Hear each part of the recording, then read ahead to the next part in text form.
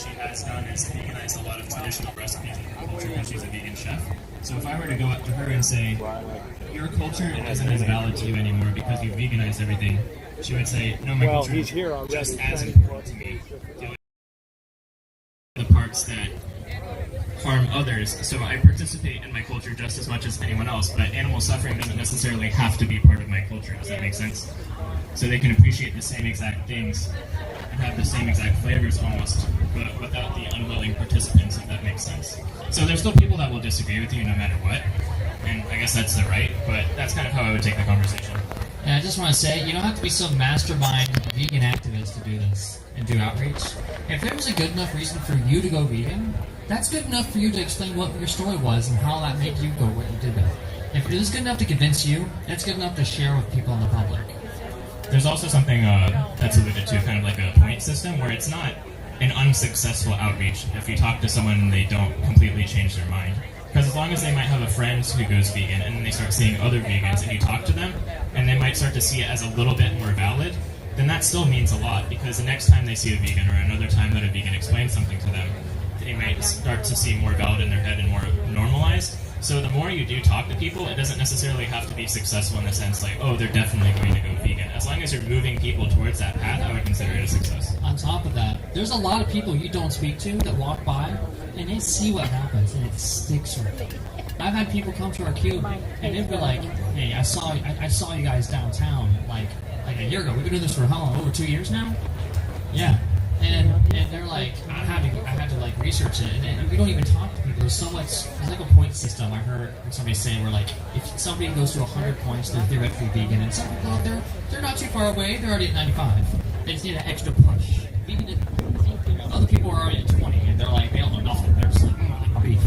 And if you just get people to just one by one and see an Impossible Whopper or whatever commercial, that gives them an extra point.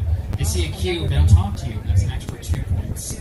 You know, you just gotta get that a lot of influence is very granular, and you're not gonna flip people. We have seen people just go vegan on the spot before. It's insane. I couldn't even believe it. The most recent cube that happened, no one was talking to someone. Yeah, we actually get that to happen a lot, because what we also want to make veganism is not to be something that people have to sacrifice a lot in order to do. We want to make people inspired to do it, because it's something that a lot of people who are already vegan have a lot of fun with. So if they're taking on something and they're finding some big oppression that they want to fight, and they're starting to realize that they can create the world that they want to create, which is a world that people live in relative harmony with animals, and that we can save our environment, and that we can save a lot of public health outcomes. We can have a lot of people not die from heart disease anymore. A lot of systematic racism happens in the dairy and egg and meat industries. So once you start envisioning that people are already powered up about those conversations, you ask people if they care about animal cruelty, the environment, and public health issues, a lot of people are already fired up about that.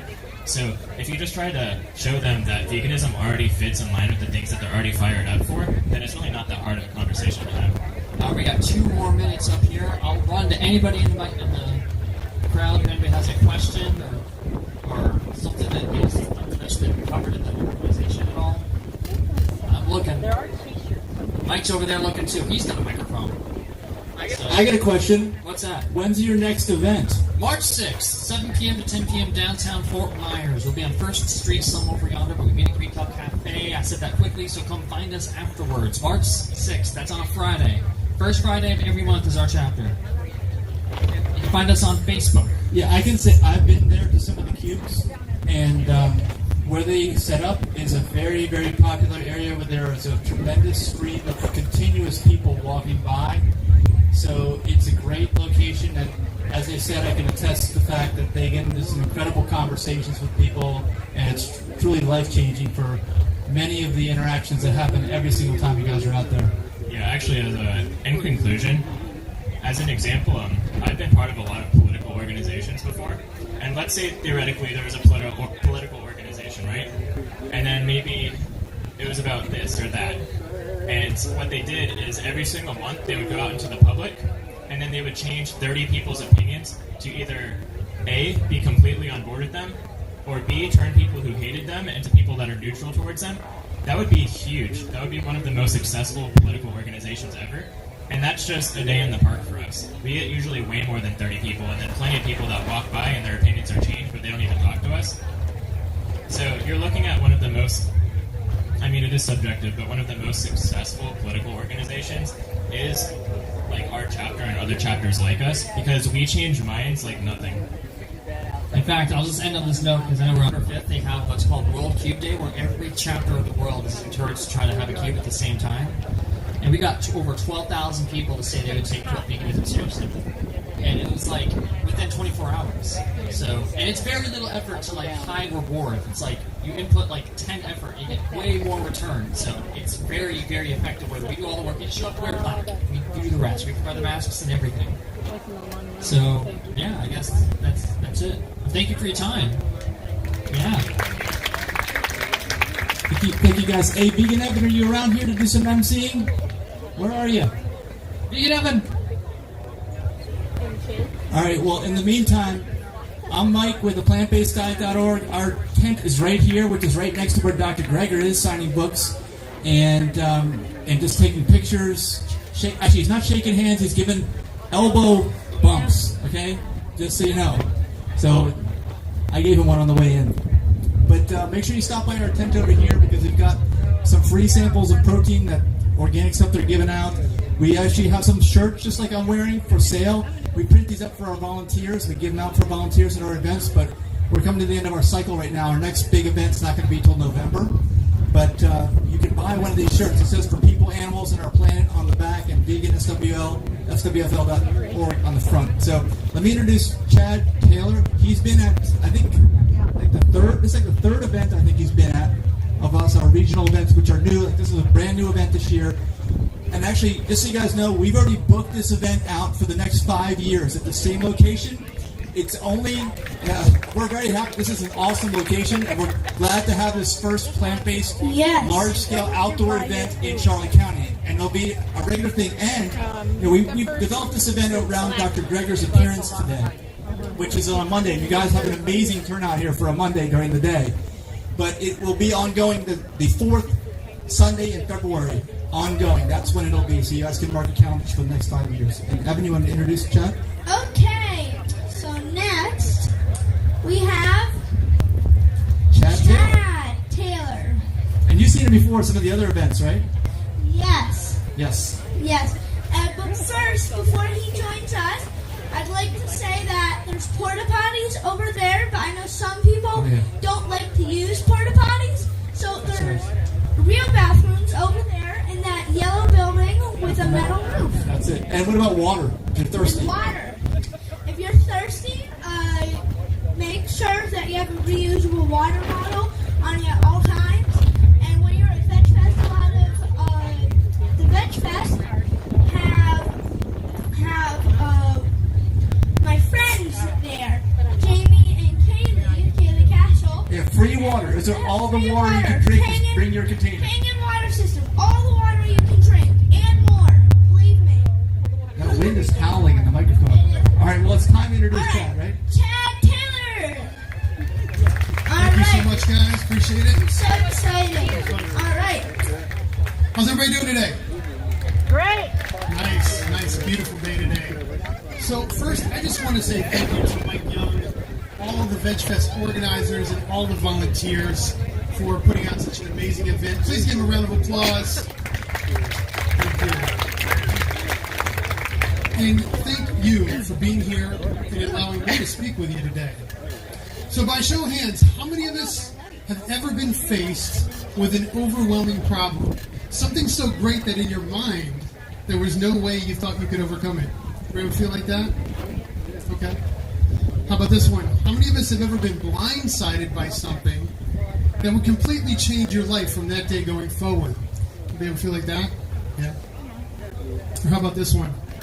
How many of us ever feel like when you take a look at the world around you, there is no way that I can make a difference in this madness that we call society? Anybody ever feel like that?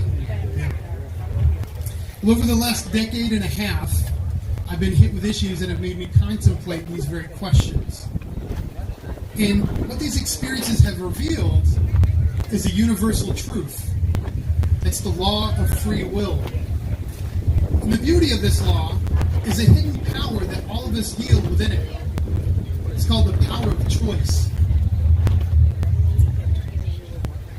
That was me back in 2005. More times than I care to count, I literally had to hold my breath to tie my shoes. And often, I couldn't even do it in my first try. Now, mind you, this is only 6 years after serving as a fit United States Marine. A time where I could do about a 21-minute 3-mile run and 20 dead hang pull-ups. Hoorah. And people back then who knew me would ask, how did you get like this? And the truth is simple. I did it to myself. Now, in a state like this, blame is easy. It's easy to blame fast food for being so cheap and tasty. You can blame an unhappy life. We can blame the marketing that infiltrates our every electronic device, in turn infiltrating our minds. We could blame our doctors for not teaching us good food habits. But the hard, cold reality is that personal responsibility is on ourselves. I chose to eat unhealthy foods. I chose not to exercise. I chose to consistently eat until I was so full I could hardly move. Now, the other question people ask is, how'd you lose all that weight and keep it off? Step one was taking ownership. Taking ownership of my current state and all the steps I would take going forward. And then, I had to take a true assessment of my values. I had to truly understand why I wanted to lose the weight that went beyond the material. I had to go beyond the material reasons of wanting to look good in a bathing suit or the health implications that might happen if I kept the weight on. I had to find a reason that touched my soul. And for me, it was pretty simple. I just wanted to be happier.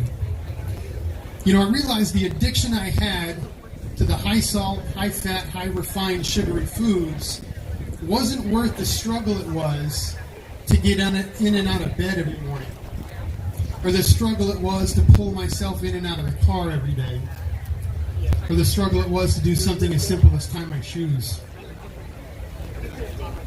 Now, when I started this journey, I felt this pressure. I felt this pressure to lose weight fast. Now, how many of us ever go to the grocery store checkout aisle and in the magazines and the racks see some kind of a lose weight fast diet in the articles? Anybody ever see those in the grocery store? Every day. Anybody who hasn't seen them, I would bet my bottom dollar, if you pay attention, you're going to see some type of lose weight fast article in the rack on the headline somewhere. The interesting thing is they don't tell you about the recidivism rate.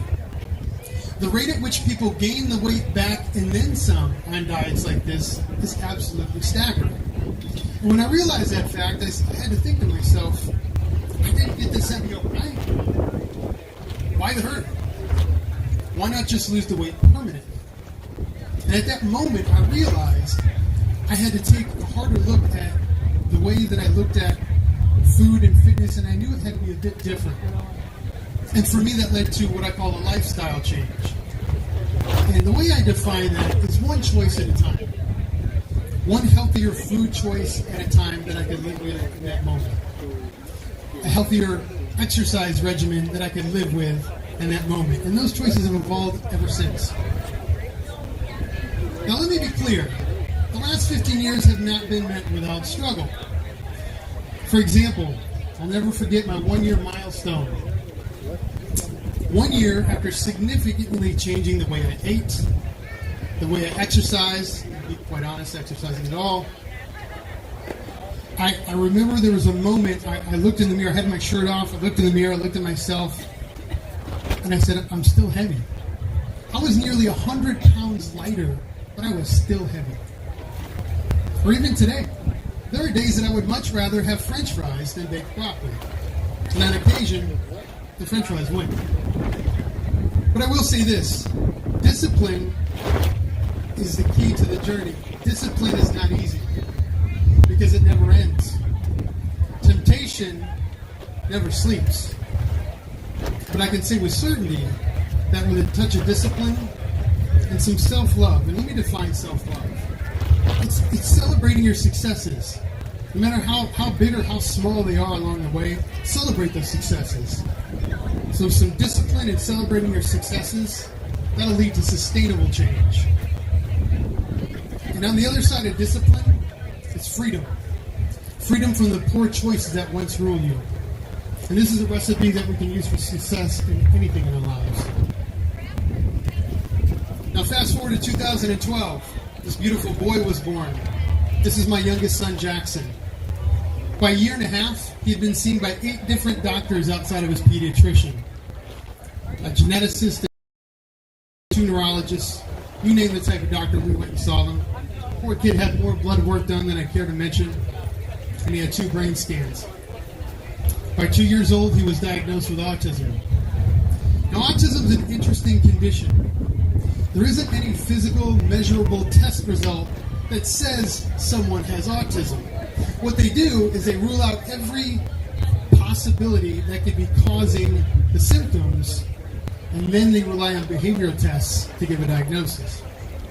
Currently my son is nonverbal, and he has sensory and social challenges. Now, whether we want to admit it or not, as parents, we tend to have these preconceived expectations of our kids before they're even born. No one in either my wife or I's family had ever been diagnosed with autism. Came completely out of left field. And I gotta say, in the beginning, we were crushed. I'd often lay awake at night and ask myself, will my son ever be able to communicate with me? Will he ever find a sense of independence? Will he ever discover the kind of love that we all long for? And the kicker is what happens to my little boy when I'm gone. We were petrified. And what we couldn't get past is, why our son? Why Jackson? Day and night, my wife and I would read about the safety of our food, the safety of our water, what's in the herbicides and the pesticides used to grow our food, vaccine safety. And although we learned a lot about some of the safety systems in place for these things, and I would encourage everyone to do a little more digging as to some of the gaping holes in some of them, we were no closer to solving the riddle of what causes autism. But more importantly, we weren't doing anything to help our son.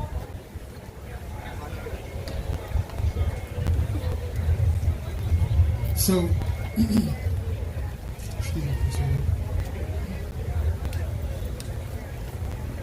when we decided to change our expectations, and when we decided to change the way that we looked at our son and all these things that we wanted for him when he was born, and we decided to just accept and love him for who he is, everything began to change. His eye contact began to increase. His engagement level began to increase. Let me give you a frame of reference here.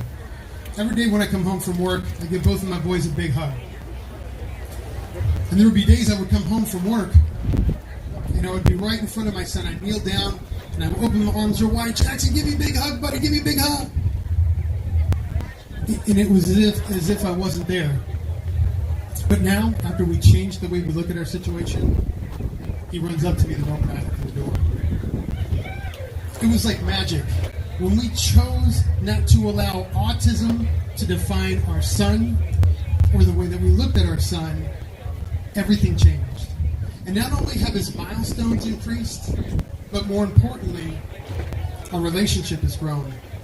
I never would have thought as a 42-year-old man that my 7-year-old son would teach me the most valuable lesson we can learn in this life. It's the importance of unconditional love. Now, seeing the transformation in my son, when modern science was completely at a loss, it made me consider the power of unconditional love in other areas of my life. January 1st, 2019, my wife and I made a transition to a whole food, plant-based lifestyle. Now, anyone who says that if they're deprived in a lifestyle like this, clearly has not had any of my wife's cooking. These are just a few of the dishes that my wife has crafted since the transition. And that middle one over there, that was from Dr. Greger's book, How Not to Die. Phenomenal book, great recipes, highly recommend it. But and although it was a transition in a process that it took to get us to this space, there was something that I heard along the way that really resonated with the idea of unconditional love. It goes like this. Does an animal value its life more than I enjoy the taste of its meat? And that got me thinking. Started peeling back the layers a little bit. Now, make no mistake, human beings are the dominant species on this planet. But doesn't that give us the responsibility to ask the question, just because we can do something, should we? It's astonishing the level of abuse that happens to these poor animals on factory farms. The close quarter living conditions, the close quarter unsanitary living conditions on factory is consumed in the meat. And then we tend to wonder why we increasingly have antibiotic-resistant bugs in our world.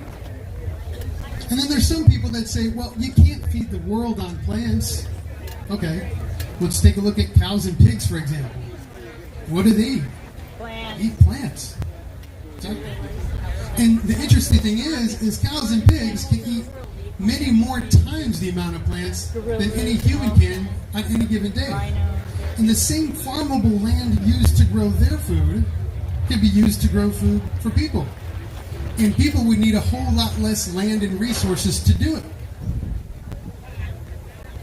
No matter what side of the border you were born on, what flag you fly in your country, your race, your creed, or your gender, we all come from the same living, breathing blue planet. Making the choice to move to a whole food, plant-based lifestyle, it was more than a health-conscious decision. It became a spiritual one born of love. Unconditional love is the foundation of all that is good and pure in humanity. The more that we can adopt love into our everyday choices, conscious, thoughtful choices, one decision at a time, we can reshape this world into one that we can be proud to raise our children in. Thank you all for your time today.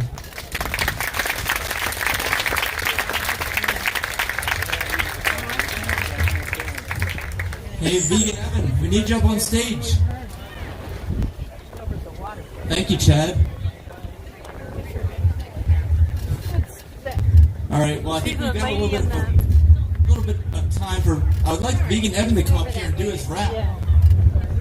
Okay, we got like 2 minutes for you to do your rap. All right, you got a whole big captive audience here now. You got two of you to do. Oh, listen, before you do your rap, let me just mention we have our email list at our tent. Sign up for notifications on all kinds of plant-based and vegan events like this one. And we also have free stuff there and these shirts for sale, like $20, I think, the remainder of those we have over at our tent. But Evan, you are going to do before we rap. Yeah, you take it away. All right. Hey, my friends, I got something to tell. I got a tip that'll help you stay well. Now is the time to go vegan. It'll help you feel young and healthy again.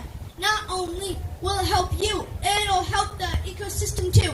What about the poor, cows, pigs, and hens? Don't you think who's treat them as your friends? They have families, friends, and feelings too, and they want to live just like me and you. So go vegan is the best thing to do. It'll help you, the animals, and the environment too. Alright, let's hear one more round. Alright. Vegan Oven is my name. Same with animals in my game. I like to be vegan, and you will too. To go vegan is the best thing to do. I don't eat meats and I don't eat eggs. I don't eat anything that had legs. Yeah, you heard. I don't eat decomposing flesh. Instead, I eat fruits and veggies that are fresh. I don't eat or drink anything that's scary, so I definitely don't do dairy. Save yourself, save plants, save the animals, and go vegan. Green Rapper, Vegan Evan, out!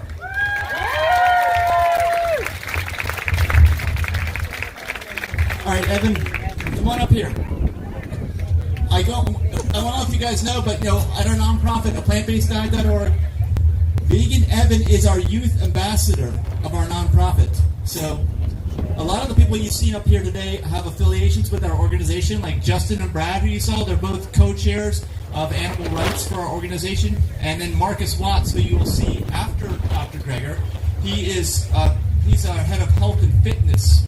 He's really, if you guys know Marcus, you can't miss him. He's 6'8", I think, former pro basketball player. So he'll be up here talking about all kinds of stuff. One time he asked me what's up, and I said, "You're way up." Yeah. And then also we have Dr. Ron Canals. He's up here. He is 82 years old. And Evan, of course, is going to introduce him. So that's 70. Wait, what? We did the math before. What was that? 73 years difference between the two of you? Yes.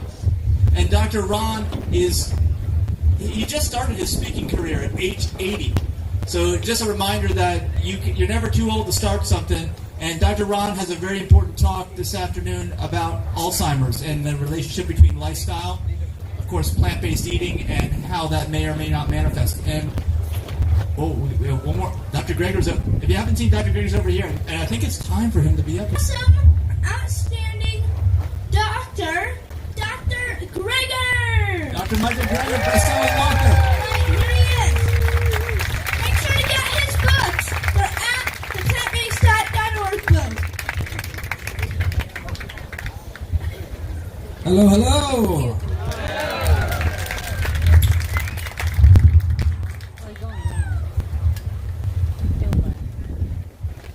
All right.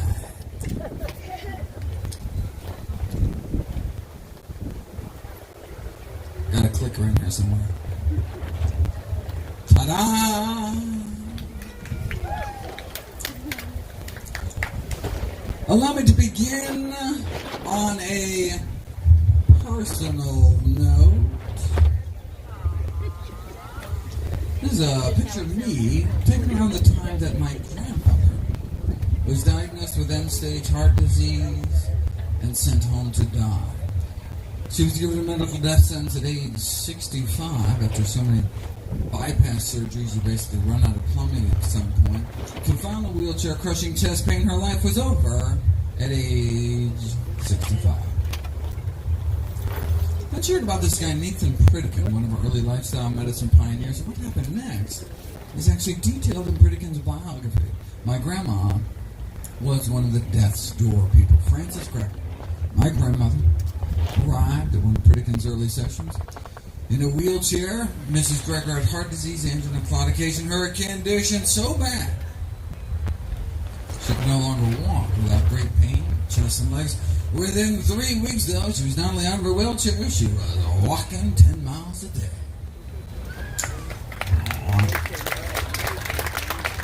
This is a picture of my grandma at her grandson's wedding, 15 years after doctors had abandoned her to die.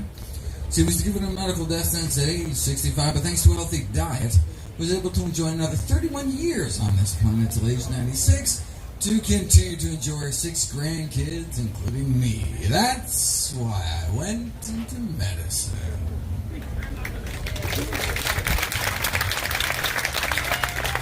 And that's why I wrote How Not to Die. That's why all the proceeds from all my books are all donated to charity. I just wanted to do for everyone's family what Pritikin did for my family.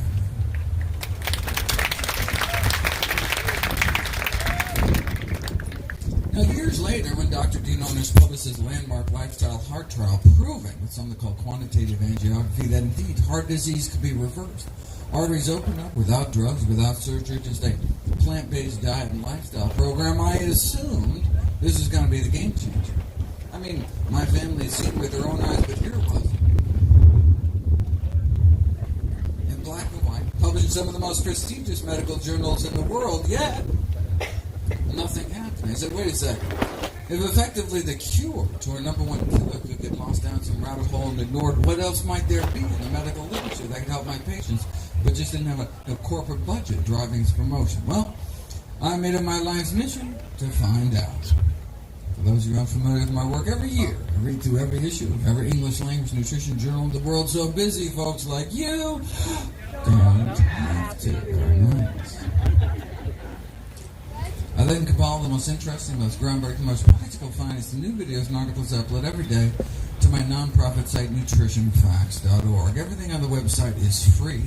There are no ads, no corporate sponsorship, strictly non-commercial, not selling anything, just put up as a public service, as a labor of love, as a tribute to my grandmother. New videos and articles nearly every day on the latest in evidence-based nutrition. What a concept. Because so where did Pritikin get his evidence from? Well, a network of missionary hospitals set up throughout sub-Saharan Africa uncovered one of the most important advances in health, according to one of our most preeminent medical figures of the last century, Dr. Dennis Burkitt, the fact that many of our major and commonest diseases were universally rare, like heart disease, for example. In the African population of Uganda, coronary artery disease was almost non-existent. So wait a second. Our number one killer, almost non-existent. What were they eating? Well, they're eating lots of vegetables and grains and greens, and their protein almost entirely from plant sources. And they had the cholesterol levels to prove it, very similar to what one sees in kind of modern day plant eaters. So, yeah, wait a second, maybe they're just St. Louis. 632 autopsies in Uganda, only one myocardial infarction. 632 age and gender match autopsies, 136 myocardial infarctions, more than 100 times the rate of our leading killer. In fact, they were so blown away, went back, did another 800 autopsies in Uganda still. Just that one small healed infarct, and it wasn't even the cause of death. Out of 1,427 patients, less than 1 in 8,000. Whereas here, heart disease is an epidemic. Atherosclerosis, hardening of the arteries, is a disease that begins in childhood by age 10. Nearly all kids raised on the standard American diet already has what are called fatty streaks building inside their arteries. That's the first stage of the disease. These streaks then turn into plaques in our 20s, get worse in our 30s, and then can start killing us all. Our heart is called a heart attack, and our brain the same disease process and causes stroke. So if there is anyone here today older than age 10, then the question is not whether or not to eat healthy to prevent heart disease, it's whether you want to reverse the heart disease you likely already have, whether you know it or not. But is that even possible? You know, researchers took people with heart disease, put them on the kind of plant-based diet, followed by populations that do not get epidemic heart disease. Their hope is that maybe we can slow it down, maybe even stop it. But instead, something miraculous happened. As soon as people stopped eating artery-clogging diets, their bodies were able to start dissolving some of that plaque away, opening up arteries without drugs, without surgery, suggesting their bodies want to be healthy all along, but were just never given the chance. This remarkable improvement in blood flow to the heart muscle itself was after just 3 weeks of plant-based nutrition. Let me share with you what's been called the best-kept secret in all of medicine. The best-kept secret in medicine is that sometimes, under the right conditions, the body can actually heal itself. You know, if you whack your shin really hard on a coffee table, right, and get all red hot, painful, swollen, inflamed, but will heal naturally. Just stand back, let your body work its magic. Okay, but what if you whack your shin in the same place day after day? In fact, 3 times a day, breakfast, lunch, and dinner. You'd never heal. Right? You'd go to your doctor and be like, oh, my shin hurts, doctor. Be like, no problem. Whip out their pad, right? Your prescription for painkillers, right? You're still whacking your shin 3 times a day, still really hurts like heck, but oh, feels so much better with those pain pills on board. Thank heavens for modern medicine. Our body wants to come back to health if we let it, but if we keep re-damaging ourselves, our bodies may never heal. It's like smoking. One of the most amazing things I learned in all my medical training was that within about 15 years of stopping smoking, your lung cancer risk approaches that of a lifelong non-smoker. Isn't that amazing? Your lungs can clear out all that tar, and eventually it's almost as if you never started smoking at all. And every morning of our smoking life, that healing process starts until wham, first cigarette of the day. Re-injuring our lungs with every puff, just like we can re-injure our arteries with every bite. When all we had to do all along, the miracle cure, is just stand back. Get out of the way. Stop re-damaging ourselves and let our body's natural healing processes bring us back towards health. The human body is a self-healing machine. I mean, sure, you can choose moderation. Hit yourself with a smaller hammer. But why beat yourself up at all? This is nothing new. American Heart Journal, 1977. Cases like Mr. FW here heart disease so bad couldn't even make it to the mailbox. Started eating healthier. A few months later, he was climbing mountains, no pain. You know, there are these fancy new classes of anti-angina drugs on the market now, cost thousands of dollars a year, but hey, at the highest dose, may be able to extend exercise duration as long as 33 and a half seconds. Does not look like those choosing the drug route are going to be climbing mountains anytime soon. See, plant-based diets aren't just safer and cheaper, they can work better because they're treating the underlying cause. And move on to cancer. Talk about the role diet may play in preventing, arresting, and reversing each of our top 15 killers, but I want to take advantage of the time we have now, so I'm just going to skip through a few of these. But, you know, in a certain sense, what more do we need to know? There's only one diet ever been proven to reverse heart disease in the majority of patients, a plant-based diet. And so, I mean, if that's all a plant-based diet can do, reverse the number one killer of men and women, shouldn't that can be the default diet to prove another one? The fact it can also be so effective in preventing, arresting, reversing other leading killers like type 2 diabetes and high blood pressure would seem to make the case for plant-based eating simply overwhelming. And we can talk about those. For example, diabetes. We've known since the 1930s that you take a small group of diabetics, put them on a plant-based diet, and over a period of 5 years, a quarter of them were able to get off their insulin altogether. But yeah, plant-based diets tend to be relatively low-calorie diets, though maybe if their diabetes just got better because they lost so much weight. I mean, to tease that out, what you'd have to do is put people on a healthy diet, but force them to eat so much food that they don't lose any weight. Then we could see if there's some unique benefits of plant-based eating beyond just all the easy weight loss. Well, we're going to have to wait 44 years, but here it is. Subjects were weighed every day. If they were starting to lose weight, they were made to eat more food. In fact, so much more food. Some of the participants have problems eating it all. They're like, oh, not another salad. Oh.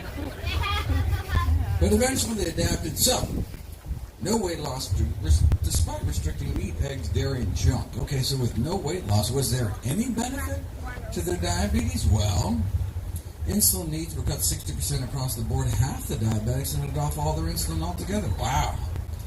How many years did that take? No. 16 days. 16 days later. So we're talking diabetics who've had diabetes as long as 20 years, injecting 20 units of insulin a day, and then 13 days later on none. Diabetes for 20 years, then off all insulin in less than 2 weeks. Diabetes for 20 years because no one had told them about a plant-based diet. For decades, they were 13 days away at any time from being free. Here's participant number 15, 32 units of insulin on the controlled diet, then 18 days later on none. Lower blood sugars on 32 units less insulin. That's the power of plants. Now remember, this was with zero weight loss. His body just started working that much better, provided with proper fuel. What are the side effects? Oh, how about cholesterol dropping like a rock to under 150 on average, making them effectively, heart attack proof as a little bonus. So, just like asking our patients to make moderate changes in diet will only net you modest benefits in terms of cholesterol reduction. How moderate do you want your diabetes? Everything in moderation is a truer statement than many people realize. Asking diabetic patients to make moderate changes in diet can leave them with moderate blindness, moderate kidney failure, moderate amputation, maybe just a few toes or something. Moderation in all things is not necessarily a good thing.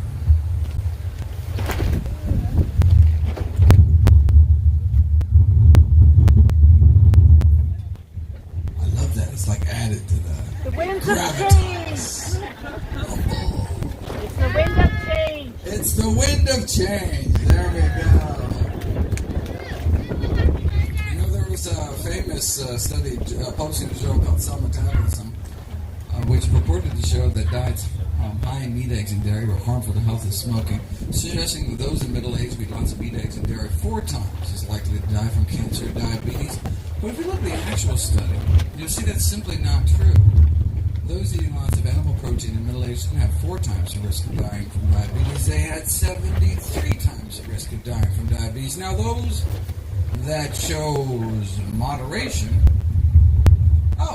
and they just had 23 times the risk of death from diabetes. The academic institution where the study was done sent out a press release with a memorable opening line: "That chicken wing you're eating could be as deadly as a cigarette."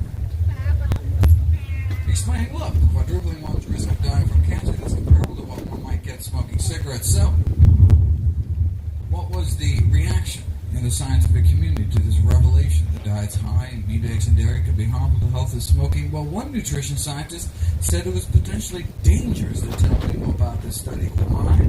Because a smoker might think, why bother quitting smoking? My ham and cheese sandwich is just as bad for me. So, let's not tell anyone about this whole meat and dairy thing. Reminds me of this famous Philip Morris cigarette ad that tried to downplay the risk by saying, hey, you think secondhand smoke is bad, increasing the risk of lung cancer 19%. Well, hey, drinking 1 or 2 glasses of milk every day, maybe 3 times as bad. 62% increased risk of lung cancer. Or doubling your risk frequently cooking with oil, tripling your risk of heart disease by eating non-vegetarian, multiplying your risk 6-fold if you eat lots of meat, dairy. So, they conclude, let's keep some perspective here. The risk from secondhand smoke may be well below that of other everyday activities, so breathe deep. It's like saying, don't worry about getting stabbed, because getting shot is so much worse. How about neither? 2 risks don't make a right. Of course, you'll note Philip Morris stopped throwing dairy under the bus once they purchased Kraft Foods. Just saying. I'm going to skip down to high blood pressure here. 78 million Americans affected, about 1 in 3 American adults. As we get older, our pressures get higher and higher, such that by age 60, most of us have high blood pressure. Say, wait a second. If most of us get hypertensive, maybe it's less a disease and just a natural, inevitable consequence of aging. No, we've known since the 1920s that high blood pressure need not occur. 1,000 people living in rural Kenya had their blood pressures measured. Typical Kenyan diet, something like this: corn, beans, grains, greens, fruit. Our pressures go up as we age. Their pressures go down, and the lower the better. We now have evidence that even people under 120/80 may benefit from blood pressure reduction. So the ideal blood pressure, the no benefit from reducing it further blood pressure, 110/70. 110. Is it even possible to get pressures down to 110/70? It's not just possible, it's normal for those living healthy enough lives.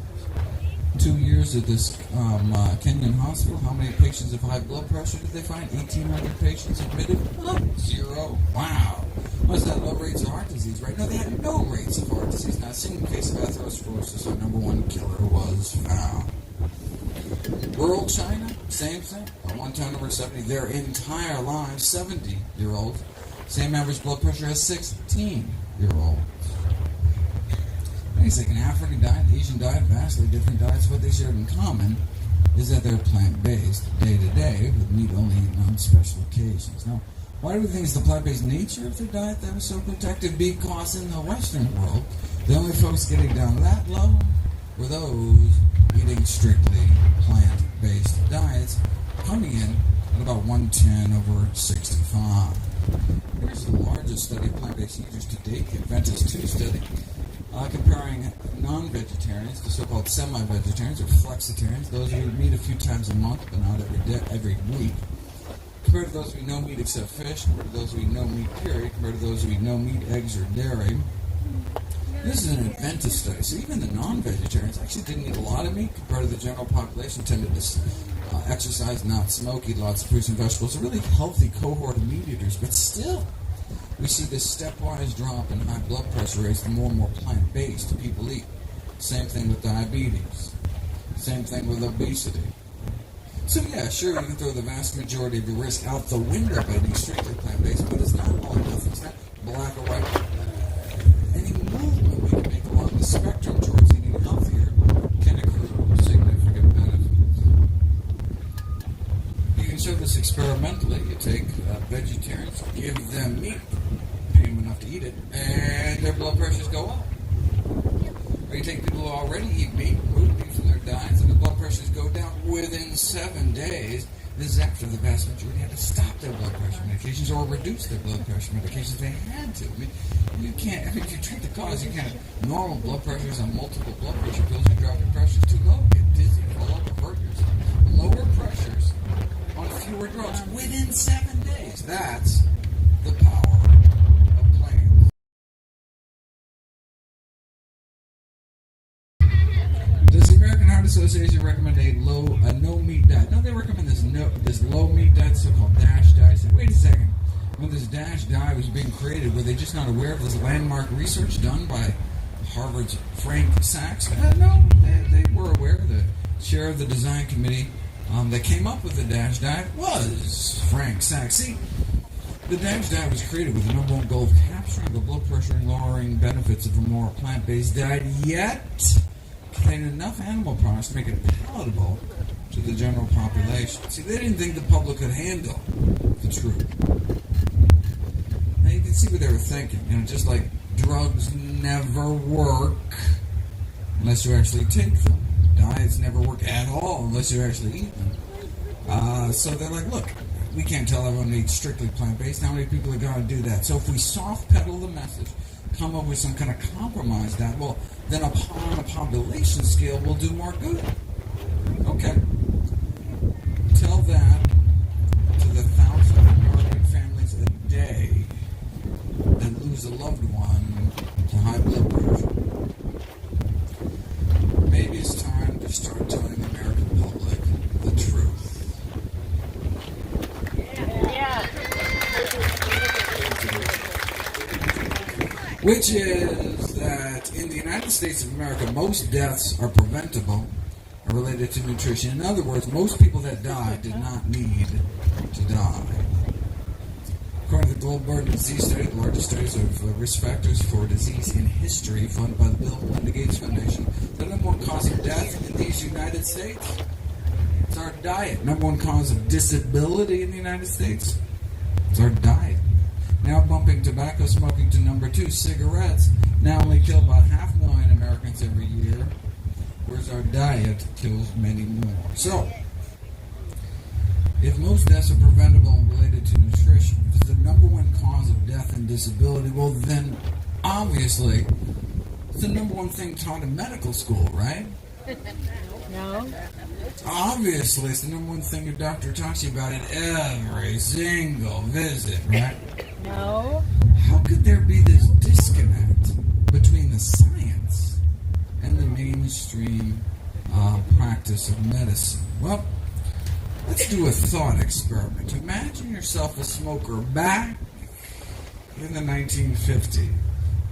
You know, back in the 50s, the average per capita cigarette consumption was 4,000 cigarettes a year. I mean, the average person walking around smoked half a pack a day, on average.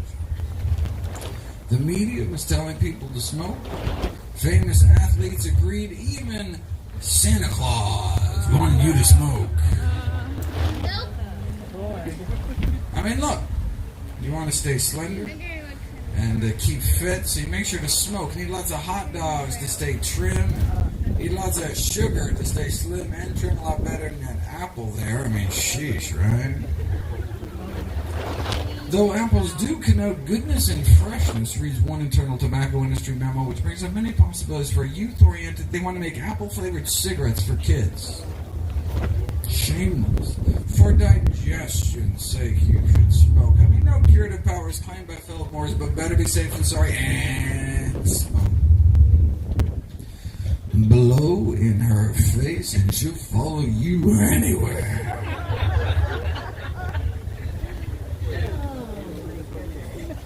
No woman ever says no, they're so round, so firm, so fully packed.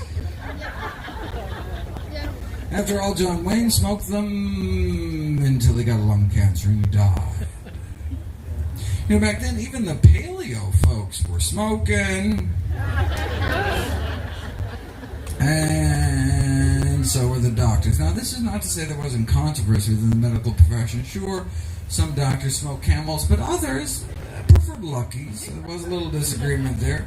The leader of the U.S. Senate agreed. Who wouldn't want to give their throat a vacation? Not a single case of throat irritation. How could there be when cigarettes are just as pure as the water you drink? Maybe up in Flint, Michigan. But don't worry, if your throat does get a little irritated, your doctor can just write you a prescription for cigarettes. This is in the Journal of the American Medical Association. So when the AMA is on record saying smoking on balance is good for you, not just neutral, but good for you, the new data advanced by science, well, she was too tired for fun, and then she smoked her Camel. Babe Ruth spoke of proof positive medical science, that is when he still could speak, before he died of throat cancer. If by some miracle back then there was some kind of smokingfacts.org website, deliver the science directly, bypassing commercially corruptible institutional filters, you would have become aware of studies like this. This is an Adventist study out of California, published in 1958, showing that non-smokers had at least 90% less lung cancer than smokers. This wasn't the first one. Famed surgeon Michael DeBakey was asked why studies back in the 30s linking lung cancer and smoking were simply ignored off the face of the earth. He had to remind people what it was like back then. We were a smoking society. It was in the movies, on airplanes, medical meetings where one heavy haze of smoking was, in a word, normal. So, back to our thought experiment here. If you're a smoker in the 50s in the know, what do you do? I mean, with access to the science, realize the best available balance of evidence suggests your smoking habit not so good for you. So do you change? Or do you wait? I mean, if you wait till your doctor tells you between puffs to quit, you'll be dead by then. If you wait until the powers that be officially recognize it, like the Surgeon General did in the subsequent decade, right? Cancer by then. It took more than 7,000 studies in the deaths of countless smokers before the first Surgeon General's report against smoking came out. You'd think maybe after the first 6,000 studies could give people a little heads up or something. Powerful industry. Maybe we should have stopped smoking after the 700th study like this came out. As a smoker in the 50s, on one hand, you had all of society, the government, the medical profession itself telling you to smoke. And on the other hand, all you had was the science. If you're even aware of studies like this. Well, let's fast forward about 55 years. You know, there's a new Adventist study out of California warning Americans about something else they may be putting in their mouths. Of course, now there's one study, put all the studies together. Death from all causes put together, many of our dreaded diseases significantly lower among those eating more plant-based. So, instead of someone going along with America's smoking habits in the 1950s, imagine you or someone you know going along with America's eating habits today. What do you do? With access to the science, you realize the best available balance of evidence suggests your eating habits not so good for you. So, do you change or do you wait? I mean, if you wait until the doctor tells you between bites to change, it could be too late. In fact, even after the Surgeon General's report came out, the AMA went on record officially refusing to endorse it. Why? Could it have been because the tobacco industry just gave them a $10 million check? Maybe. So you know why the AMA was sucking up to the tobacco industry, but why weren't more individual doctors speaking up? There were a few ahead of their time speaking up against millions, but why not more? Maybe it's because the majority of physicians themselves smoke cigarettes. Just like the majority of physicians today continue to eat foods that are contributing to our epidemics of dietary disease. What was the AMA's rallying cry back then? Everything in moderation. Extensive scientific studies proven smoking moderation, that's just fine. Sound familiar? Food industry used those same tobacco industry tactics, twisting the science and misinformation. The same scientists for hire paid to downplay the risks of cigarettes and toxic chemicals are the same paid for by the National Confectioners Association to downplay the risks of candy, and the same paid for by the Meat Institute to downplay the risks of meat. Whereas processed foods and animal foods, causing at least 14 million deaths every year around the world. You worried about the coronavirus? How about 14 million deaths every year around the world? Those of us involved in this plant-based nutrition revolution, we're talking about 14 million lives in the balance every year.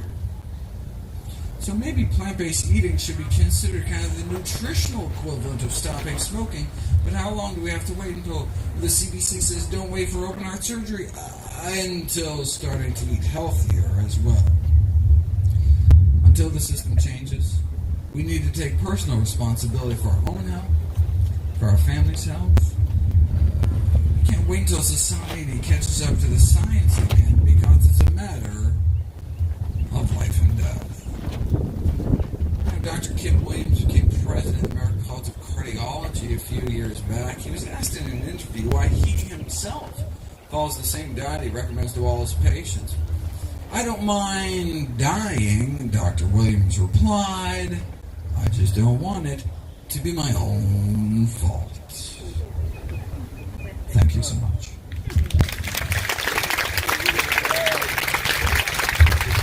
Do you have a question? Question for Dr. Greger?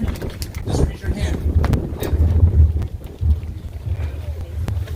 I saw one of your video podcasts and you talked about nuts and nut butter. I make my own nut butter. Is it still bad for me to eat? Yes, no? Depends if you bring me some. No, so I never said nut butters were bad. I said they're bad if you're trying to lose weight. And so one of the differences between how not to die and how not to diet is that, wait a second, we're both advocating a plant-based diet. Which is fine. So for chronic disease prevention, it doesn't matter whether you eat nut butter, seed butters, nuts, or seeds. But if you're talking about weight loss, remember you want to wall off your calories. You want to make sure all your protein, carbs, fat are encased in cell walls, which are made out of fiber, which presents an indigestible physical barrier. So no matter how well you chew, you're still going to end up with calories trapped, which blunts the glycemic impact, activates the ileal brakes, dials down your appetite, provides sustenance to your friendly flora. You lose all that with nut butter, seed butter. And so for optimal weight loss, I encourage people to wall off their calories. I'm concerned about omega-3 and EPA, DHA. Do I need to take that? And how do I take it if I do? So there are, omega-3 fats are essential fats, meaning we can't make them. We have to get them into our diet. And so there are these short-chain omega-3 fatty acids called alpha-linolenic acid, which is found in walnuts and flax seeds and chia seeds. And one of the reasons I encourage people to eat a tablespoon of ground flax seeds every day. And then our body can take these short-chain omega-3s and elongate them into the EPA and DHA, which is important for brain health. The question is, our body efficient enough for optimal health? And that's an unanswered research question. And given the fact that we have randomized, double-blind, placebo-controlled trials showing that algae-based DHA supplementation improves cognitive function, I would encourage everyone to consider taking 250 milligrams of a pollutant-free DHA, meaning algae or yeast-based, every day for brain health. Question is another way to think about why plant-based diet works is the nutritional density of food. That plants contain much more nutrition per calorie than you would ever get from a non-plant-based diet. Preach it. Preach it well, he agrees.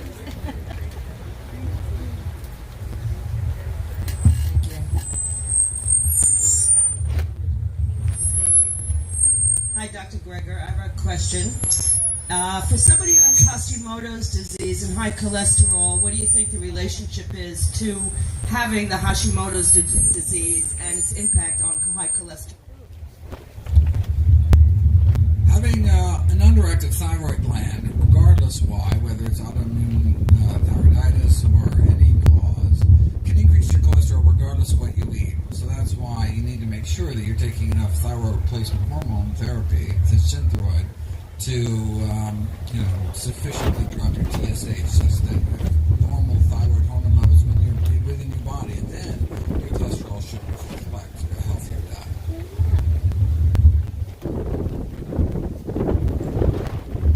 Can you talk about milk and children and brain development? So if a mother is choosing not to breastfeed, which is an animal fat, what are your recommendations? Oh, if a woman doesn't want to breastfeed, she should breastfeed.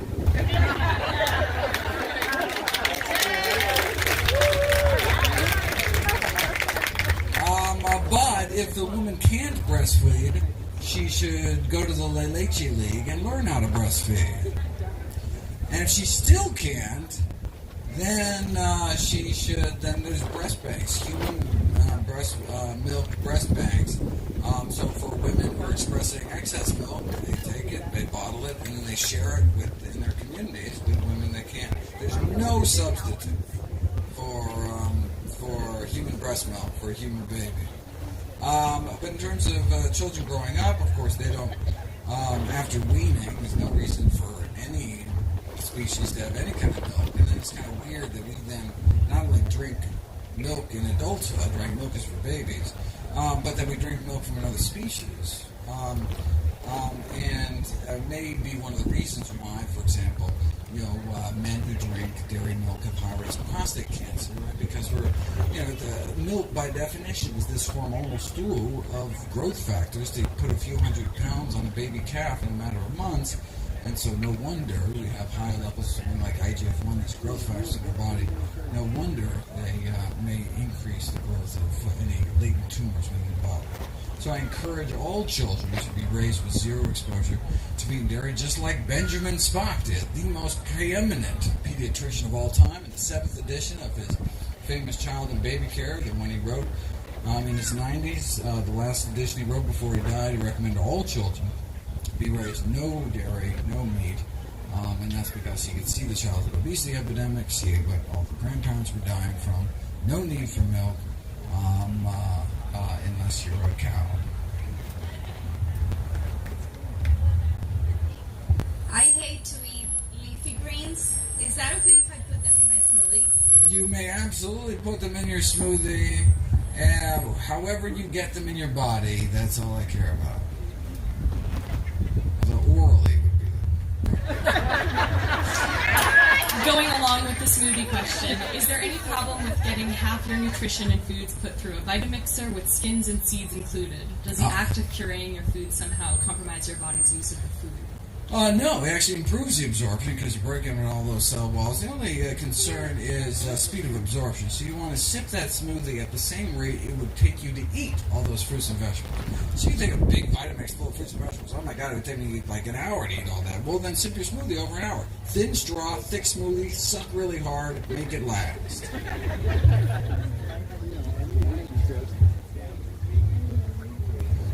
Hello? Hi. I'm 68, so I got a good part of the high blood pressure, the kidney stuff. Well, my question is I've been doing it.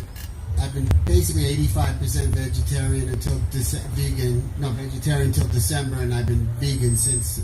And I've been fantastic. And I'm waiting for my blood pressure to come down. I took one pill away, and I take a lot.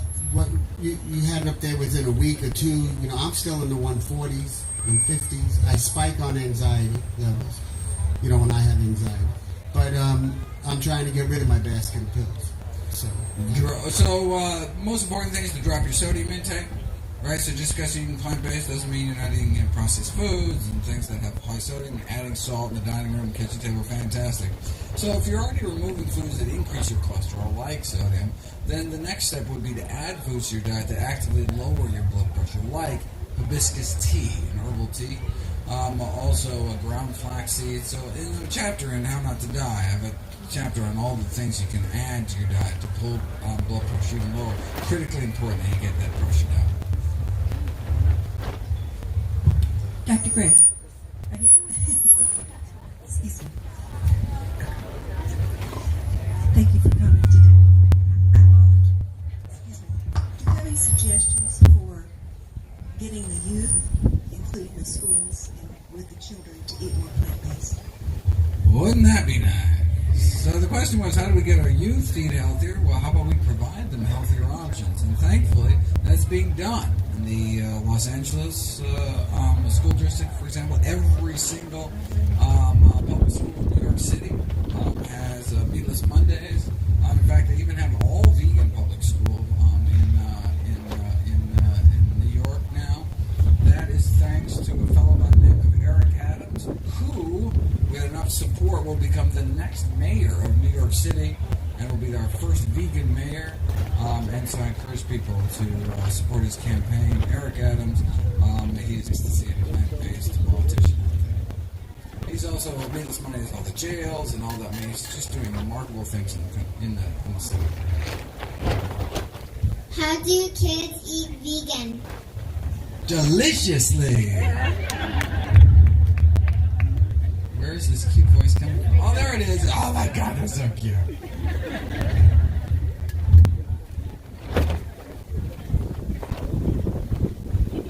In your book, How Not to Diet, you talk about 4 legumes and everything for breakfast that you put together. And I went to try to buy, you said you had it mixed. I went and it was like $60 to buy the different things. So I wonder, where do you get that it's all mixed? The beluga legumes? Mix it yourself. So this is my prebiotic mix. This is part of my chapter on the microbiome in my latest book. We're now realizing the importance of our good gut bugs for not just intestinal health, but mental health and immune function and all sorts of wonderful things. So how do we best feed our bugs? We feed them with prebiotics. The resistant starch and fiber found most concentrated in whole intact grains and legumes. And so I put the best ones I could possibly find together. And I've actually added more since the book came out.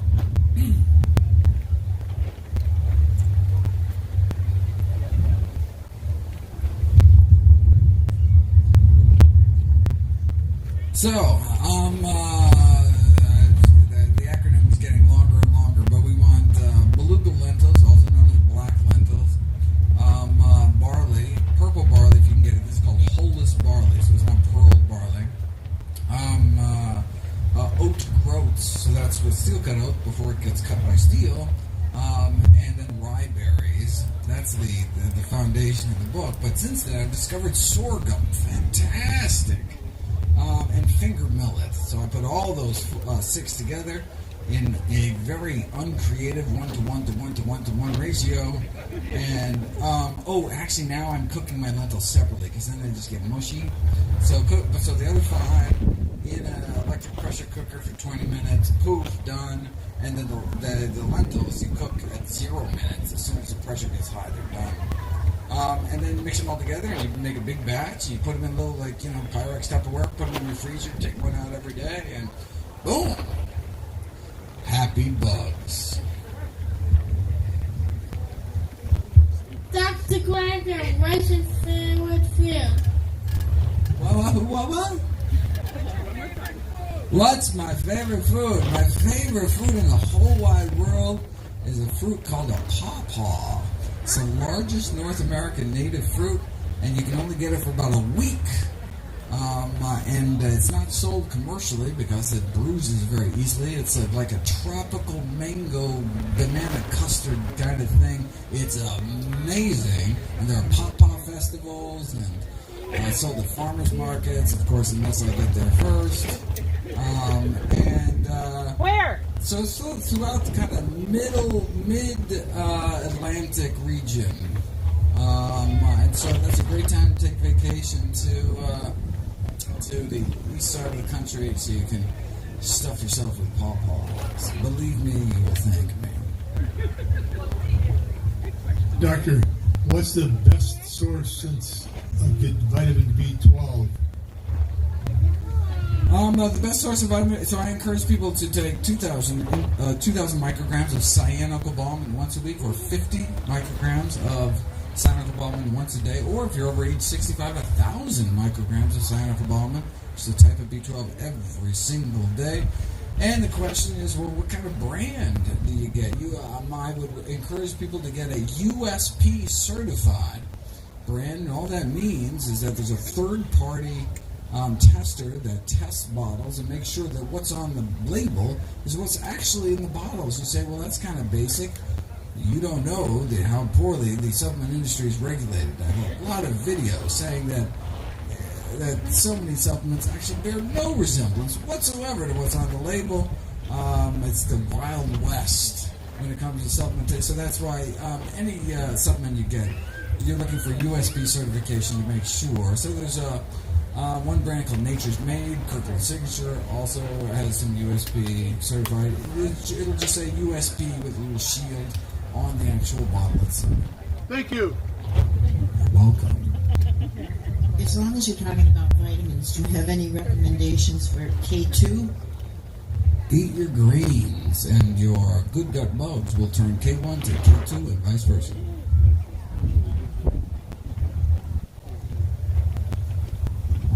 Dr. Greger, I followed you for a couple of years now. I've been whole food plant-based for about 2 years. I'm no longer diabetic. Fantastic. And I'm off my cholesterol. Well, Great. I'm off most of my cholesterol, but my triglycerides are really stubborn. Do you have any reason on that? Yep, deflour your diet, with the exception of pasta. So we really, when we powder grains, even 100% whole grains, the calories are just absorbed too quickly, and you get a burst in triglycerides. That's why we drink our smoothies slow, is because if you drink your smoothies fast, you bump your triglycerides up. Dr. Greger, your website, nutritionfacts.org, talks about optimal nutrition. Do you have any resources on optimal exercise? I do. I have videos on exercise on nutritionfacts.org. And I have both chapters in both of my books on exercise, and ideally we should get 90 minutes of moderate exercise every day, 7 days a week. Hi, Dr. Greger. How are you? Good, thank you. Just want to thank you for helping change my life. It's been awesome. Happy to see you. I wanted to ask you a little bit about omega-3s. People in my family take fish oil, and I try to explain maybe doing flaxseed. Could you talk a little bit about how many or how much we should have per day? That was the first question. But that's fine. 250 milligrams of pollutant-free DHA, so algae or yeast-based, probably a good idea. Hi, Dr. Greger. Hello! So I just had a quick question. A lot of the data that you were providing on plant-based diets, how much of that is only better off if you use organic That's produce? a great question. So here I am telling people to eat lots of fruits and vegetables. But, I mean, does it need to be organic? What about the pesticides? Well, I talk about a modeling study in How Not to Die that suggests that if half of Americans ate a single more serving of fruits or vegetables every day, every year we would prevent 20,000 cases of cancer. And that's how powerful produce is. But because they're talking about conventional produce, pesticide-laden produce, the additional pesticide burden on the American population, if they did that, would cause 10 cancer cases. So overall, we would just prevent 19,990 cases of cancer. That gives you a sense of the tremendous benefit of fruits and vegetables versus the tiny bump in risk. So wait a second, why accept any risk at all? Get all benefits, no risk by choosing organic. Fantastic. But we should never let concern over pesticides prevent us from stuffing our face with as many fruits and vegetables as possible. Thank you so much, everyone.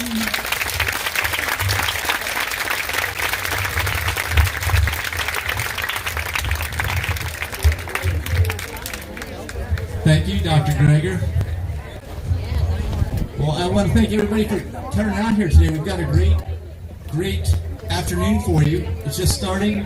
I know Marcus Watts is going to be here in a second. And we've got Dr. Delaney. We'll get the rest of the schedule up here in a few minutes. And there's plenty of food to eat. And Vegan Evan's coming up here to say a few more words. I got a microphone right here, Vegan Evan. 9-year-old Vegan Evan, here he is. What's your shirt say? Please go vegan so I can have a future. Yeah, I made this shirt. You did? Yes. Did you actually print it? Yes. You did? Is it hard to print t-shirts like that? I believe that. So actually it's not. What you can do is you can actually get this special kind of paper, like Walmart, and you can cut it out, and then you can just iron it onto a shirt. Okay. Make your own t-shirts. Make your own t-shirts. And speaking of t-shirts, we have these t-shirts. Actually, VeganSouthwestFlorida.org. Yeah, over here at the info tent, we usually give them out to our volunteers, and you'll see a lot of volunteers wearing them. But we have extras, and our next big event is not until November, so we are selling what we have left. I don't know if we have any. I think we have a couple. I can see them. I don't know what sizes they are, but 4 of them left. Okay. Head over to the tent. I just want to tell everyone, really quick, I'm going to mention something, but then I'm going to tell everyone something. So just so you know, if You you talk need to me use with the that. restroom, there's porta potties over there, there's real restrooms over there, free organic protein powders, they're at all of the plant-based diet.org events. There's t-shirts, you can sign up, and what I want to tell everyone is that next is Marcus Watts, but that I ate some good vegan food, and that vegan food was the Flora Ceviche Power, and it's really good, and it comes with vegan popcorn, and vegan like chip dip, and vegan chips, and white beans, and mushrooms, and a whole bunch of delicious stuff. Make sure to check that out. But I'm so excited. We have our next speaker coming up soon. Marcus Watts is Mr. Marcus Watts here. He'll be around soon. And he'll be around soon. Well, We for have now, Dr. Knaus. While we have Dr. Knaus come up here, hey, Dr. Ron Knaus, you want to come up here and say a few words? Since we got a little bit of time. Dr. Ron Knaus is going to be talking. Where is it on the schedule here? I think it's at 2:30, something like that. Let's see. My memory. Oh, 3 o'clock. 3 o'clock. And he's going to be talking about Alzheimer's disease. make sure to be here and watch him because he's an amazing speaker, and I know that. I've heard him speak before. Yeah, and I want to mention that Dr. Knaus has been basically traveling all around Florida giving talks, and he just started in his 80s. Is that right? That's correct? Yeah, 2 years now. For 2 years since he's turned 80, and he's got a lot of interesting information about Alzheimer's and how you can prevent it through lifestyle, especially plant-based living and no animal products, because those are something that actually horrible. Yeah. Actually, why don't you talk to Dr. Knaus real quick? Say a few words. I want to fix those microphones. There's a little bit of feedback on it. All right. So, is there anything that you would like to say to everyone? Sure. First of all, I want to thank everybody for coming in. What a great talk that Dr. Geiger had given us. He's one of the great leaders in our plant-based movement. One of the things that I can tell you about Alzheimer's before we get into the lecture is that the new findings are incredibly interesting. The new findings are very, very in much alignment with cardiovascular disease and other diseases that we're seeing that are promoted by these carnivorous diets that we're all eating. So what we're finding is that for the treatment of mild cognitive impairment, dementia, and Alzheimer's is the same for cardiovascular disease. It's the same. So if you find a course of plant-based eating, you're going to find that your diabetic condition will improve, your Alzheimer's condition will improve, all these conditions will improve. In fact, Dr. Dean Ornish in California is doing a study right now that is trying to determine if they can reverse the early signs of mild cognitive dementia. And I'm waiting very much to hear the results of that study. Yeah, I hope they can. That's right. Yeah. Well, I'm so excited to hear you speak, and I hope everyone else is. I hope everyone else stays to watch you, because they can learn so much from you. I tell you what, Evan, I'm telling you, as sharp as you are, I've learned so much from you. Your rap music, and you know, I'm not into rap. That's a little beyond my field. But I find your rap music rather enjoyable. Yeah, I do. Have you done any rap music for the group too? I actually did both of my raps twice. And maybe if I get to go to the car, I just wrote a new vegan rap.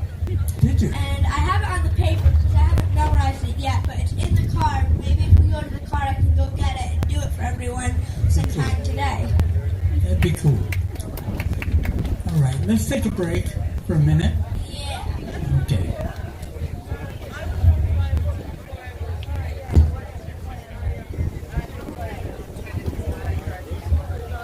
Right. Well, thank you for joining us. And you'll be joining us again at 3 to 3:30.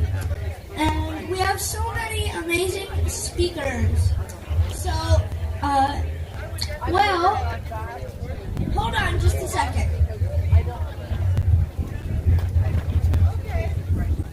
What? Hurry up. Alright, so we're waiting on Marcus Watts, and he has a great story. Should be here in just a little bit. Alright.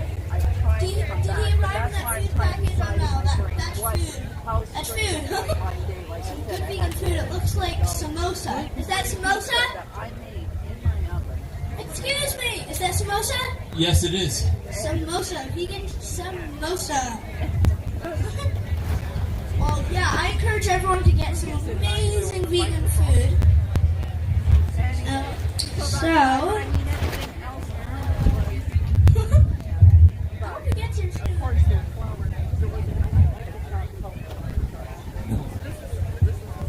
Evan, do you want me to put on one of those songs you did, those parody songs? No?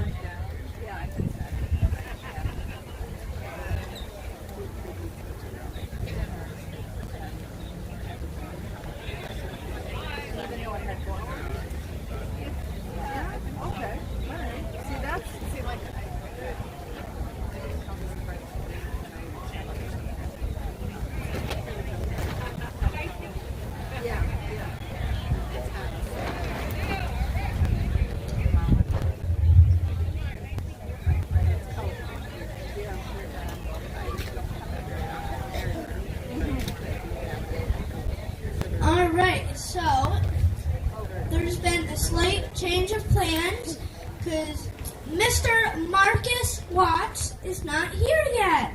So hopefully he'll be here soon and we can hear him. But I want to tell everyone, again, if you didn't hear me, bathrooms are, porta potties over there, bathrooms over there, delicious vegan food. I actually have a booth, I don't know if I mentioned.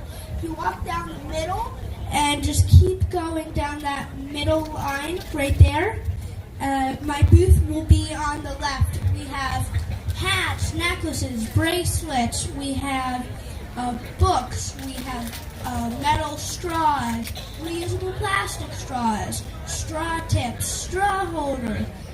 We have a whole bunch of different stuff. We have stickers, we have pins. Just check that all out. We even have chopsticks. So, but now, just a second. We're pulling something up. We have a surprise, and you thought you'd be waiting till 3, but no longer will you be waiting.